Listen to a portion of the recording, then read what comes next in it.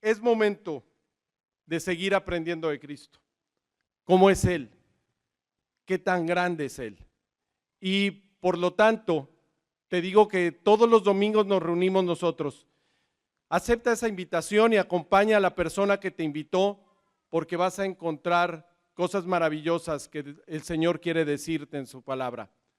Y por último, es momento de decirnos hasta la próxima, de decirle al Señor que estamos dispuestos. Y lo más importante, que es el momento de que vivas tu vida al lado de Cristo. Que Dios los bendiga.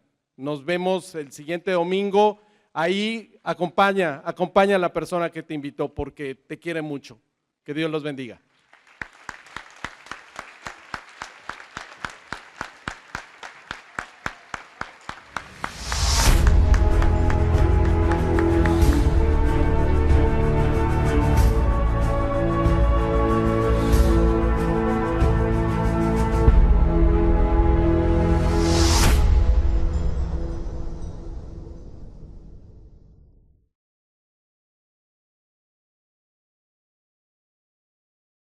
Cerrando la serie La singularidad de Jesús, quiero terminar esta serie con la crucifixión de Cristo a tono del tiempo que viene llamado la Semana Santa tradicionalmente.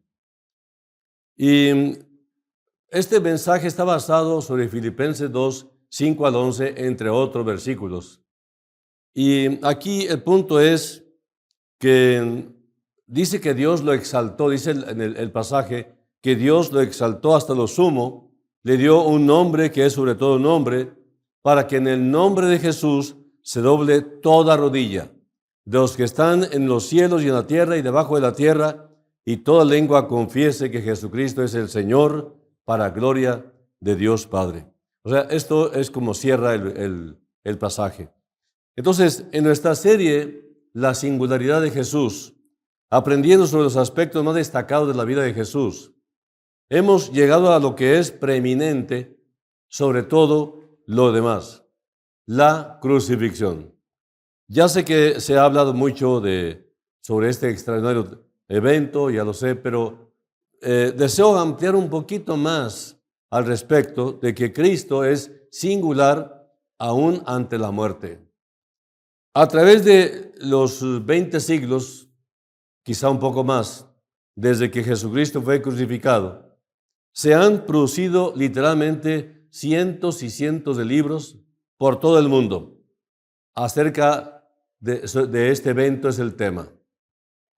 Cada generación está sumamente fascinada y cada vez nuevamente fascinada por esta cosa notable de que Jesús de Nazaret murió en la cruz de Calvario. Pero toda esta variedad de literatura simplemente destaca el hecho de que la cruz de Cristo ha sido el tema central en el pensamiento cristiano, porque a través de los siglos todavía seguimos cantando himnos como en el Monte Calvario, me hirió el pecado, fui a Jesús, etcétera, etcétera. Hay infinidad de cantos relacionados con la crucifixión. Y esto ha captado el énfasis cristiano en la cruz, porque los cristianos sienten que aquí hay un evento de suma importancia, tan trascendente, un significado tan notable, tan lleno de importancia para los cristianos, que nunca se agotará. Y ellos, por tanto, han centrado toda la fe cristiana en torno a este acontecimiento supremo de la vida de Jesús. A veces pienso que este es un gran rompecabezas para muchas personas. Descubro que al hablar con otros que no son cristianos, no pueden entender por qué nosotros los cristianos le damos tanta importancia a la muerte de Jesús. En casi todas las demás religiones importantes del mundo no es así el caso. La muerte del líder de cada uno de esos grupos religiosos o sectas realmente no lo ven como un evento importante, su muerte, la muerte del líder. Es algo que ocurrió, de lo cual se ha tomado alguna nota, pero no se considera en ningún sentido como algo importante, vital o significativo. Y en estas otras religiones, lo central son las enseñanzas del gran líder. Por lo tanto, no tiene nada que ver su muerte. El cristianismo no es como el budismo o como el hinduismo, entre otros. Por ejemplo, una religión de ideas, una religión de filosofías. Es más bien una religión de hechos, eso es el cristianismo. De hechos, de los hechos de Dios en la historia, de vivencias claras de personas creyentes con vidas transformadas. Esto es lo que habla mucho más que cualquier otro libro. Cada creyente convertido, cada creyente cuando empieza a hablar, a anunciar cuán grandes cosas el Señor ha hecho con él, está mostrando teología pura. Así que volvamos a esta mirada en la cruz del Calvario, la cruz de Cristo, y recordemos que la cruz fue para Jesús una parte ineludible, una parte inevitable. Tenía que morir. Era parte de su obra que tenía que culminar con ello. La cruz no fue un accidente desafortunado que vino al final de la vida de Jesucristo. No fue algo que simplemente no pudo prever y que fue el resultado de una mala planificación de su parte, como algunos sugieren. La cruz fue un camino elegido deliberadamente por nuestro Señor. Era una agonía que Él mismo previó desde el principio y que aceptó de todo corazón y puso su rostro resueltamente hacia el cumplimiento de ello y nunca se apartó de ella. No puedes leer los relatos de los evangelios, aunque es un solo evangelio con 4 escritores evangelistas, sin darte cuenta de que la cruz era realmente evitable, realmente se pudo haber evitado. Si Jesús hubiera decidido evitarla, pudo haberlo evitado, pero insistió deliberadamente en ello hasta el final. Cuando en agonía estaba orando en el jardín de Getsemaní, después de que Judas se había deslizado furtivamente entre la oscuridad de la noche para arreglar su traición final, y Jesús fue con sus otros discípulos a la oscuridad del jardín para orar y esperar la venida de los guardias, nuestro Señor podría haberse escabullido, Él pudo haberse ido, porque transcurrió mucho tiempo antes que llegaran los guardias, y Betania, donde estaban sus amigos, María, Marta y Lázaro, estaba muy cerca, al otro lado de la colina. Y pudo haber visto otros amigos también y ser protegido por ellos y guardado. Y podría haberse deslizado fácilmente por la esquina de una colina, en la oscuridad de la noche, descender a través de Jericó y el Jordán y estar por fin a salvo. Pero esperó deliberadamente hasta que los guardias vinieran a buscarlo, sabiendo que estaban en camino. Cuando se presentó ante él el sumo sacerdote, Caifás, y el sumo sacerdote le preguntó si era el Hijo de Dios o no, legalmente tenía todo el derecho a permanecer en silencio. La ley judía decía que una persona acusada no necesitaba defenderse o responder a las acusaciones hechas en su contra. Podría haberse quedado en silencio, pero no lo hizo. Abrió su boca y le respondió y se incriminó a sí mismo. Entonces ellos gritaron y dijeron: ¿qué necesidad tenemos de más testigos? De su propia boca ha testificado. Y selló su destino al hablar.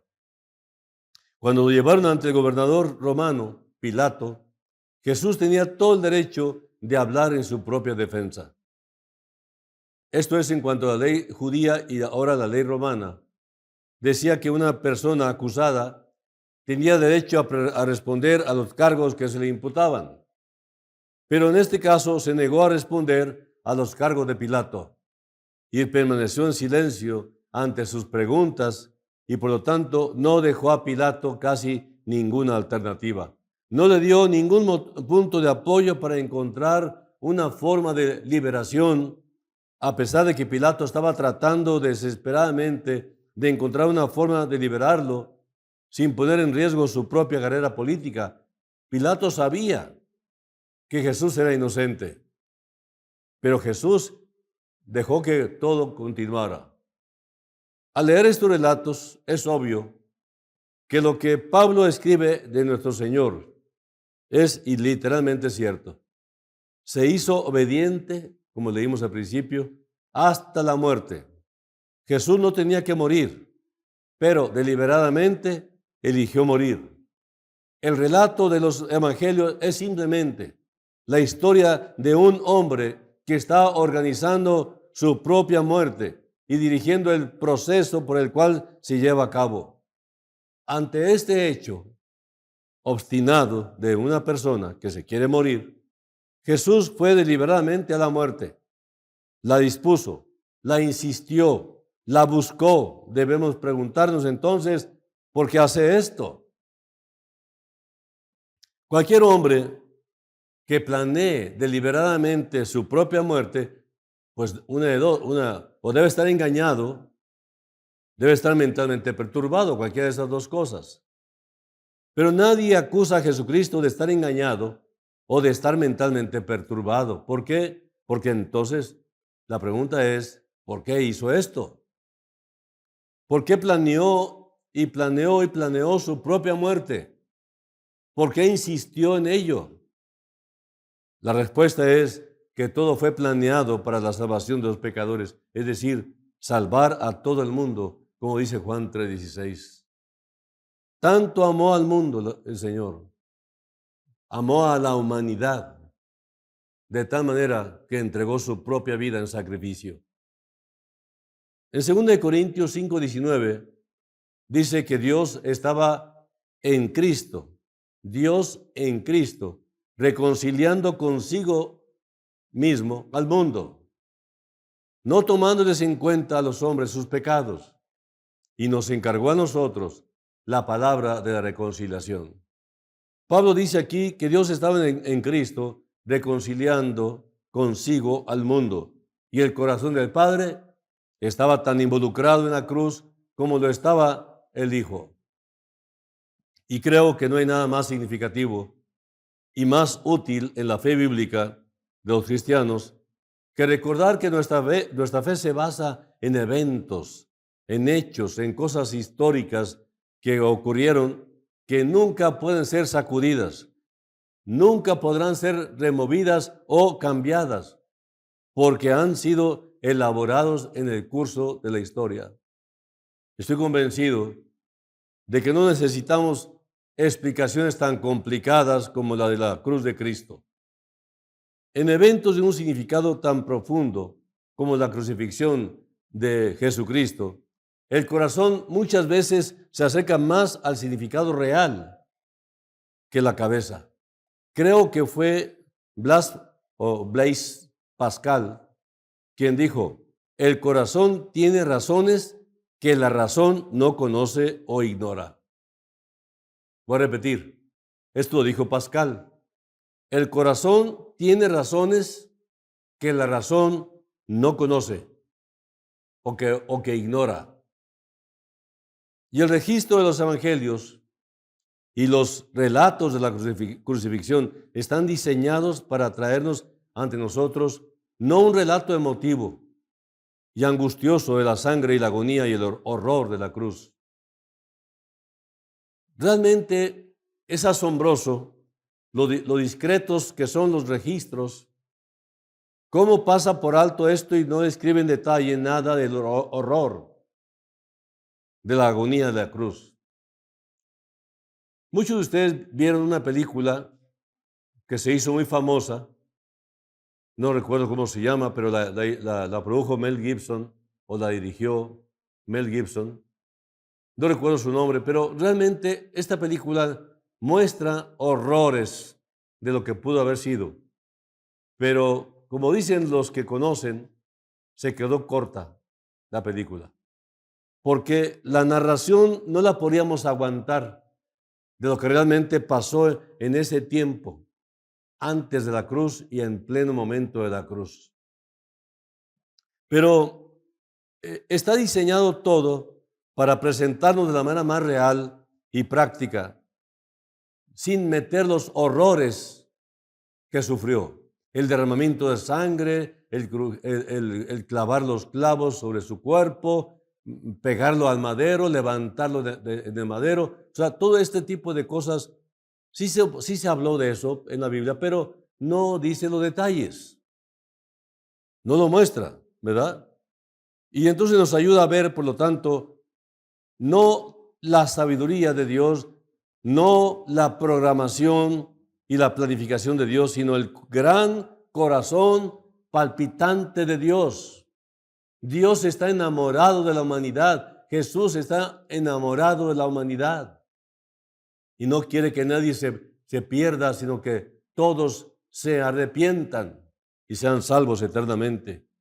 De hecho, es un camino de fe y no hay suficientes pruebas que lo demuestren. Solo la vida transformada de todo aquel que confiesa a Cristo. Fue Juan el apóstol quien creó, que nos da la respuesta más clara a esta pregunta.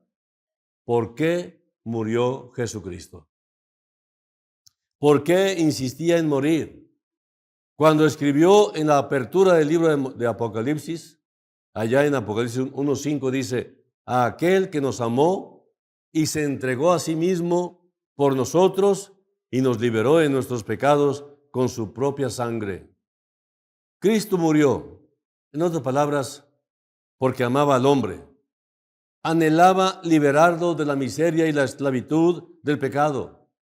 No hay otra explicación adecuada para la cruz de Cristo que voluntariamente la quiso sufrir y morir, derramando su sangre. Esa es la única cosa. No se requiere tanta explicación, es porque Jesús nos ama, Dios nos ama.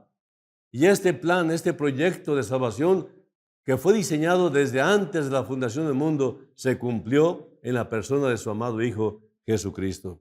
Cristo nos amó y nos anhela, y Él anhela y siempre anheló liberarnos. Y si este es el caso, entonces esto evidentemente significa que necesitamos ser liberados. El hombre necesita ser salvado y Cristo es el único que está calificado para hacerlo.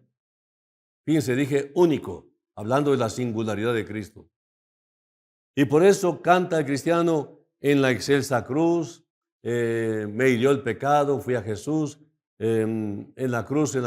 El título en inglés es En la cruz de Cristo me glorío. Lo escribió este himno en inglés un hombre llamado John Bowring, que nació en 1792 y murió en 1872. ¿Cómo es que te puedes gloriar en la cruz de Cristo? Creo que esto resalta tanto la maldad del hombre como el amor de Dios. En la cruz, ahí en el monte Gólgota, ahí en ese lugar está concentrado todo el amor de Dios y todo el odio de la humanidad. Recuerden ustedes que el pueblo antes lo había alabado, lo habían honrado, exaltado, y después el mismo pueblo le dijo a Pilato, crucifícalo, crucifícalo, y libera a Barrabás. Este es el corazón del hombre. Así somos. Es una naturaleza humana pecaminosa, corrupta, con la que nacimos. Por lo tanto, no digas que el hombre es esencialmente bueno. Jamás. No digas eso. Es una mentira. El hombre es esencialmente malo. Solo es cuestión de oportunidad para demostrarlo. Solamente Cristo es bueno. Y Él es el que nos puede cambiar el corazón. Así que el hecho es que el hombre no es básicamente bueno. No es amable, no es compasivo, como imaginamos con tanto cariño de que así somos. Pero realmente, si somos honestos, habremos de admitir que hay mucha maldad en nuestro corazón. Tenemos esta imagen de nosotros mismos como personas cultas, considerados con los demás, haciendo buenas obras, siempre interesados en lo correcto, lo verdadero, lo bueno, lo honesto y lo puro. Y nos encanta mirarnos de esa manera. Pero el hecho básico que la cruz revela en toda su desnudez y del que vislumbramos a lo largo de la historia humana es que no es más que una fina capa de civilización, un barniz con el que nos hemos pulido y que desaparece en el momento en que nuestros verdaderos intereses son desafiados. Somos esencialmente malos.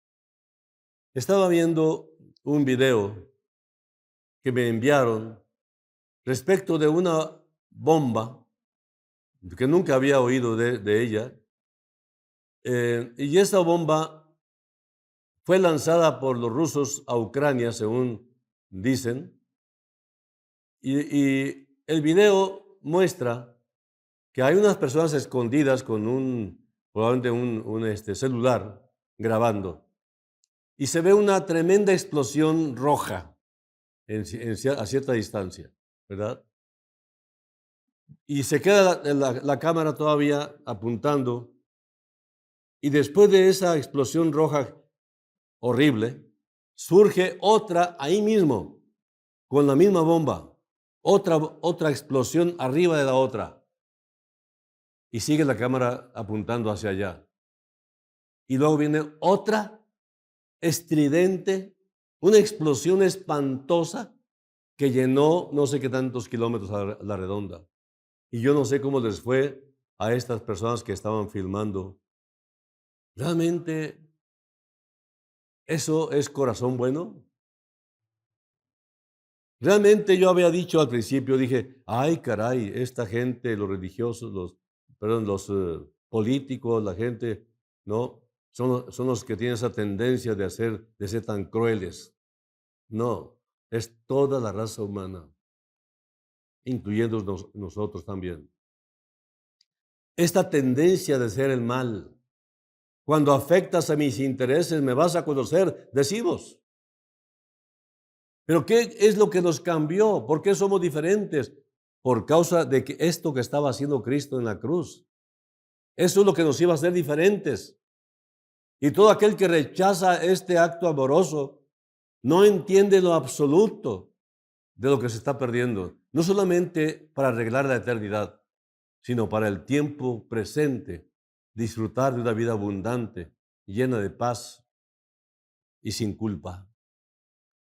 En apoyo de ese concepto, me gustaría leer una breve cita de un hombre ampliamente reconocido como un agudo observador de la naturaleza humana, probablemente el más grande estadista inglés, Sir Winston Churchill. ¿Lo han oído? El señor Churchill dijo, cierto es que mientras los hombres acumulan conocimiento y poder con una velocidad cada vez mayor, sus virtudes y su sabiduría no han mostrado ninguna mejora notable a lo largo de los siglos. Bajo suficiente estrés, inanición, terror, pasión bélica o incluso frío frenesí intelectual, el hombre moderno que conocemos también cometerá las acciones más terribles y su mujer moderna lo respaldará. Eso fue lo que dijo Churchill. Realmente nosotros no somos políticos, ni nos vamos a meter en eso. No tenemos idea de cuál es la verdad, solo lo que leemos en la prensa. Así que mi opinión no tiene ningún sentido, ¿no? Realmente lo que yo temo es que si realmente lo que estorba a la humanidad desatar su maldad se quita, entonces verdaderamente será, pues decir caos es muy poquito. No hay idea de lo que vendrá cuando ya no haya estorbo para la maldad. Dice la palabra que un día será quitado lo que estorba. ¿Qué es lo que estorba que el hombre se desate con el pecado que trae en ciernes? Con esa gran capacidad de pecar, ¿qué le estorba? Los cristianos, los verdaderos cristianos que viven en santidad, que viven para Dios. y el Espíritu Santo que mora en ellos, somos o deberíamos ser el estorbo para que la humanidad no se desate en esta maldad que potencialmente tienen. Eso es lo que la cruz de Cristo nos ayuda a ver. Jesucristo vino en medio de la humanidad haciendo el bien y los hombres lo odiaron por ello. Esa es la revelación del corazón humano. En una ocasión Jesús liberó a un lunático en un estado lamentable, un hombre que había estado corriendo por las montañas como un hombre salvaje, desnudo, desgarrando su cabello, su carne. Muchas veces había sido encadenado por la gente porque decían que estaba poseído por demonios. Y con una sola palabra de los labios de Cristo, este hombre fue puesto en libertad. Los demonios lo dejaron. Y el registro dice que estaba sentado a los pies de Jesús, vestido y en su sano juicio. ¿Y cuál fue la reacción de la gente que vio este milagro? Que vio todo esto. ¿Cuál fue la reacción de la gente? Vinieron a Jesús y le suplicaron que se fuera. Que se fuera. Que dejara en paz a ese pueblo. ¿Por qué? Bueno, porque en el proceso de liberar a este hombre, pues habían perdido cerdos, habían perdido un hato de cerdos. Era el negocio, aunque ilegal para los judíos. Y esta gente prefería a los cerdos a las personas, como el día de hoy la gente prefiere educarse para criar perros que educarse para criar niños. Este es lo torcido de la humanidad. Y esta gente realmente no pensaba, porque cuando estás en condiciones de rechazo de la verdad, no piensas, no razonas. Y aquí, en este caso, estamos entrando en un aspecto más arriba de una simple emoción. La gente debe conocer a Cristo. Y esta gente no querían que ese conocimiento que presenciaron influyera en sus vidas y que cambiaran. Pues eso hay que estar bien mal de la cabeza. ¿No quisiste el remedio para ese hombre malo? Digo, a ese hombre enfermo. ¿Qué te pasa? Pues ese es el problema. La humanidad no quiere el bien. No querían que Cristo alterara su statu quo. No querían que nos alterara su estado de cosas en la que tan cómodos estaban. Entrando y liberando a la gente de esta manera, los alteró, los asustó. Ninguno dijo, yo quiero también ser liberado. Yo también quiero una vida nueva. Ninguno dijo eso, sino que le dijeron, Jesús, por favor, te retiras de nuestro lugar. Después de ver el milagro, nadie le dio gracias. Arruinando sus ganancias por causa del negocio, y así eligieron sus ganancias en lugar de al profeta de Dios. Y le pidieron que se fuera. Qué revelación del corazón culto, el corazón civilizado del hombre, cómo reacciona ante esto que le incomodó. ¿Qué hace el religioso cuando lo incomodas y lo descubres en sus mentiras? Te odia. Odio asesino, inclusive. No quieren que les remuevas su comodidad. Su genuina compasión, mientras se movía entre los hombres, molestaba a los líderes religiosos porque sanaba a los enfermos en el día de reposo, cuando decían que no debía hacerlo. Y a él no le importaban nada sus tradiciones y constantemente se pasaba de la raya. Y odiaban la forma en que expuso sus pretensiones, sus hipocresías, y siguió diciendo cosas tan descubridoras, incluso a sus propios discípulos, que sus amigos comenzaron a dejarlo uno por uno.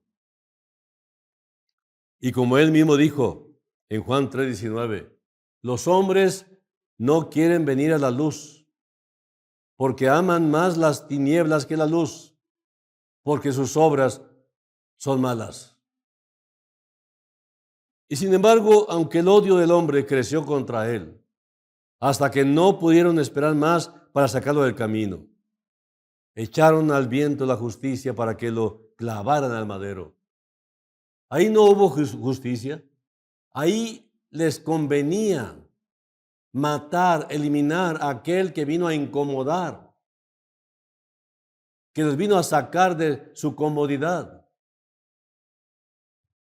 Sin embargo, cuando se trataba de la cruz misma, Dios no se vengó. La cruz no era un lugar donde Dios se vengaba. ¿Habría sido tan fácil para él hacerlo? ¿No creen? No hay nada imposible para Dios. Y si Jesús es Dios, nada era imposible para él. Habría sido tan fácil solamente haber dicho, mira, no me importa enviar a mi hijo a morir por estos publicanos, por estas rameras y los pecadores, pero estos hipócritas religiosos, ahora es mi oportunidad de vengarme. Me han despreciado, se han burlado de mí, me han insultado y han hecho las cosas que les pedí que no hicieran. Y ahora en la cruz tengo la oportunidad de vengarme.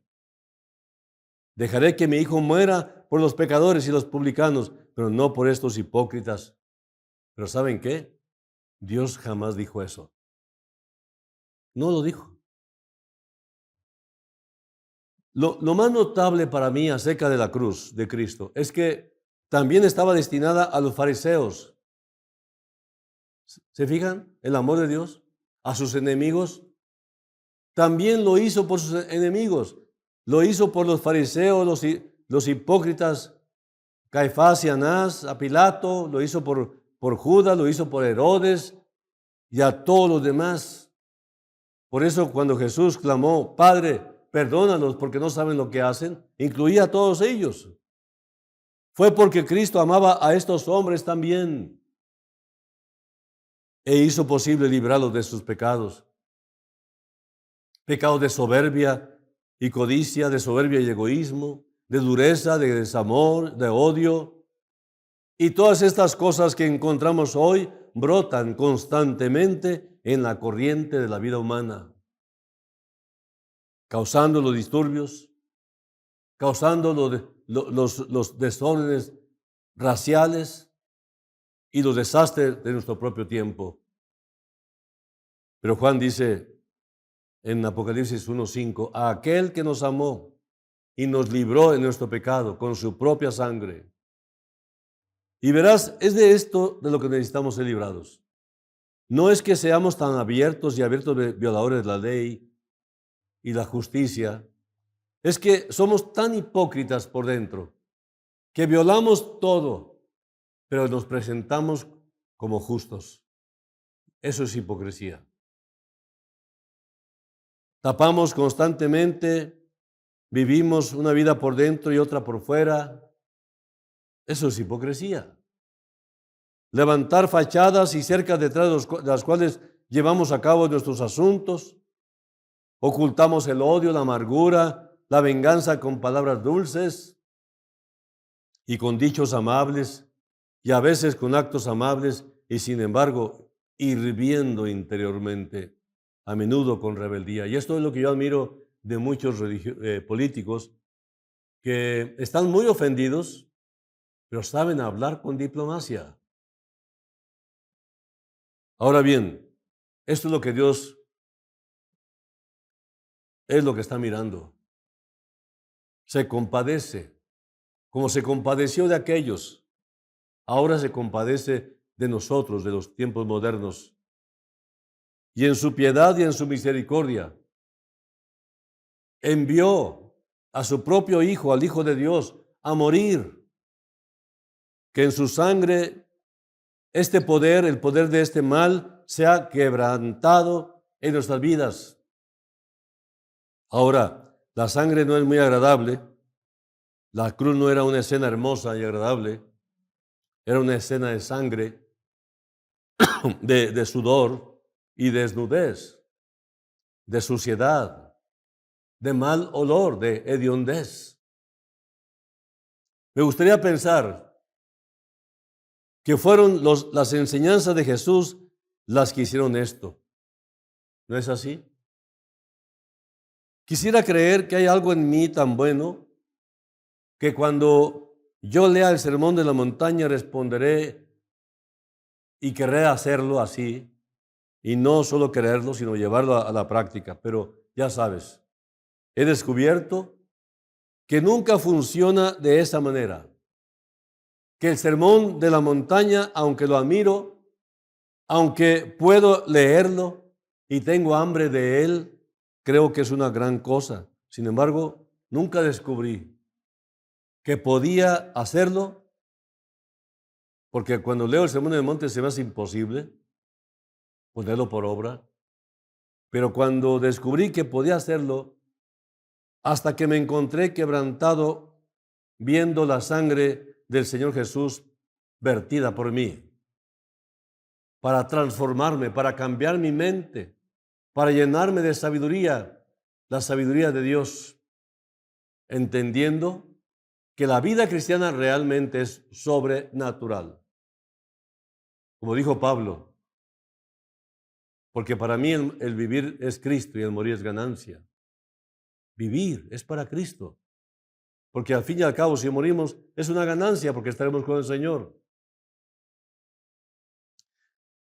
Y en Gálatas 2:20 dice, con Cristo estoy juntamente crucificado y vivo no ya yo, sino Cristo en mí.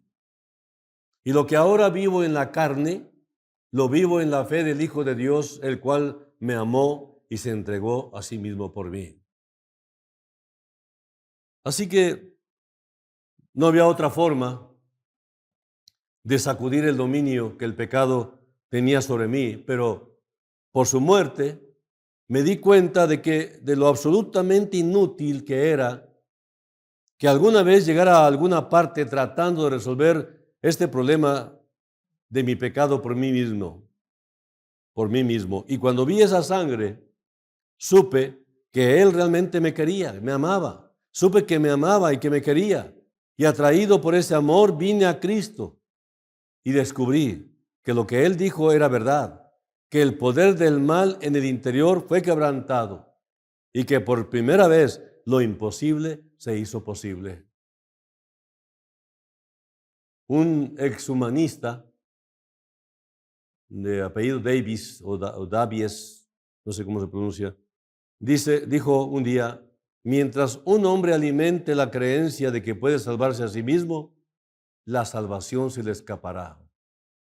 Voy a repetir, mientras un hombre alimente la creencia de que puede salvarse a sí mismo, la salvación se le escapará. La cruz, como la Escritura nos la presenta, es el lugar de encuentro entre el odio del hombre y el amor de Dios. El uno se apoderó del otro. Los dos entraron en una lucha de muerte en la oscuridad. Ahí, precisamente, en la cruz de Cristo. El odio se apoderó del amor. El amor se apoderó del odio, pero el amor triunfó. Esa es la historia de la cruz. El amor es más fuerte que el odio. El amor es más fuerte que la codicia, la lujuria, la amargura, los celos, la altivez, los prejuicios, el orgullo y todas las demás cosas malas de la vida humana. En la cruz de Cristo veo mi propio pecado y tú puedes ver el tuyo, pero en la cruz de Cristo también ves la gracia de Dios. Y mira, la gracia es mayor que el pecado. No hay pecado con el que no pueda Jesús. Esa es toda la historia. Y si algún hombre o mujer que viene a la cruz y que acepta este hecho, que viene en impotencia, que deja de estar a la defensiva, haya por fin que todo es verdad y que diga, yo necesito esto, porque yo por mí mismo no me puedo salvar. Es entonces cuando el amor comienza a manifestar su victoria sobre el mal y la gloria de la gracia brilla sobre las tinieblas del pecado del hombre. Aquí hay curación. Aquí hay fuerza y salud. Pero sobre todo, perdón total, absoluto. Miles y miles pueden testificar de esto a través de los siglos, que fue en la cruz de Cristo en donde encontraron la paz y los liberó. La gracia fluye como un río. Millones la encontraron ahí, en la cruz de Cristo, y todavía fluye tan fresca como siempre del costado herido del Salvador. La cruz de Cristo es un evento mucho más grande de lo que podemos esperar, circunscribir o comprender. Es un misterio. Si me piden una explicación más clara, no lo puedo hacer. ¿Por qué? Porque no lo entiendo bien. No entiendo por qué me ama Jesús, pero lo disfruto mucho, saberlo y apropiármelo. No conozco a nadie que realmente lo entienda completamente. Es como algunos de los otros grandes misterios de la vida, de la vida misma, del amor, de la verdad. ¿Quién puede entenderlo? ¿Quién puede captarlo? Dice el Salmo, ¿qué es el hombre para que tengas de él memoria? Para que lo visites. Somos nada, pero él nos creó a su imagen y semejanza, y para eso vino a rescatarlo, al hombre y a la mujer. A lo largo de los siglos, durante 20 siglos, como lo dije al principio, hombres y mujeres han venido a la cruz de Cristo de manera sencilla. Niños y niñas, los educados y los ignorantes, los salvajes, los pobres, los ricos, en todas las culturas, en todas las divisiones sociales. En cierta ocasión, un misionero, compartiendo la palabra al jefe de una tribu, le estuvo explicando de 1000 maneras el plan de salvación. Le hablaba de Cristo, de su sacrificio en la cruz de Calvario y todo esto. Y lo estuvo explicando y el misionero suponía que el cacique o jefe de la tribu verdaderamente no le entendía nada. Y le estuvo explicando, ¿de veras me está entendiendo? Y entonces el cacique le dijo, ¿usted cree que soy un tonto? Me urge aceptar a Cristo, ese Cristo que usted predica, me urge aceptarlo, yo lo quiero. Nos llevamos sorpresas. Gente que tú piensas que es inculta, tiene la capacidad que te da el Espíritu Santo para venir a Cristo. Dice el mismo Señor, ninguno viene a mí si mi Padre no le trajere. Así que ningún otro hombre, ningún otro cordero, ninguna otra esperanza hay en la tierra, o en el cielo, o en el infierno. Solo la cruz de Jesucristo. Hay un himno que se llama Solo Cristo satisface, o un título más antiguo dice El placer de mi alma, así se titula, y dice, ¿quién podrá con su presencia impartirme bendición? Solo Cristo y su clemencia pueden dar consolación. Solo Cristo satisface mi transido corazón, mi sufrido corazón. Es el lirio de los valles, es la rosa de Sarón. Su amor no se limita, es su gracia sin igual. Su merced es infinita, más profunda que mi mal. Redención sublime y santa, imposible de explicar, que su sangre sacrosanta mi alma pudo rescatar. Cristo suple en abundancia toda mi necesidad. Ser de Él es mi ganancia, inefable es su bondad. Realmente debemos orar al Señor y darle gracias a Él porque no desistió de ir a la cruz cuando pudo haberse salvado. El mismo ladrón de la cruz le dijo, ¿por qué no te bajas? Sálvate tú y sálvanos a nosotros. Pedro le dijo, de ninguna manera te mueras. Los discípulos no querían que se muriera, estaban tristes cada vez que él decía, me tengo que morir, tengo que ir a la muerte. Pero recuerden, al tercer día resucitaré. Él estuvo insistiendo en la muerte, pero insistiendo en la muerte porque era la victoria sobre la muerte. Un profeta dijo, oh muerte, yo seré tu muerte. Son las palabras de Jesús. Por lo tanto, todo aquel que viene a Cristo Jesús ha pasado de muerte a vida, de las tinieblas a la luz admirable del Señor. Y esto es un acto simple, en un mínimo momento de fe, poquita fe. No con todo el conocimiento, porque resultaría imposible, pero con poquito conocimiento. Y te voy a dar una pista. Dos cosas que debes conocer. Que tú eres un pecador y que Cristo es tu Salvador. Punto. Si tú aceptas esto, entonces no tienes ningún obstáculo de recibirlo en tu propio corazón y apropiarse de ti para que tengas no solamente arreglado tus pecados, sino vida eterna al lado de Dios y vida abundante mientras vivas en este peregrinar del mundo. Vamos a orar.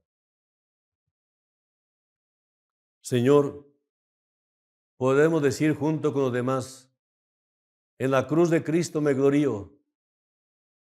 Te doy gracias, Señor, por tu insistencia de ir a la cruz, de pagar el precio que demanda la justicia de Dios por el pecado de los hombres. A veces la gente no entiende por qué tiene que ser un castigo eterno como un perdón eterno. Pero es que el pecado es contra el eterno Dios. Y por esta razón estoy aquí orando, insistiendo de que todos aquellos que en este momento me oyen y me ven, tomen en serio esta advertencia. Jesús está llamando con sus lazos de amor. Venid a mí todos los que estáis trabajados y cargados, y yo os haré descansar. Ven, amigo, y descansa en el Señor. Recíbelo ahorita mismo como tu Salvador personal. Y que Dios te bendiga. Bueno, amigos, esto es todo por hoy. Y la próxima semana continuamos con el tema relacionado con la crucifixión de Cristo Jesús y otros temas relacionados ad hoc a la Semana Santa. Que Dios les bendiga. Nos vemos la próxima. Hasta luego.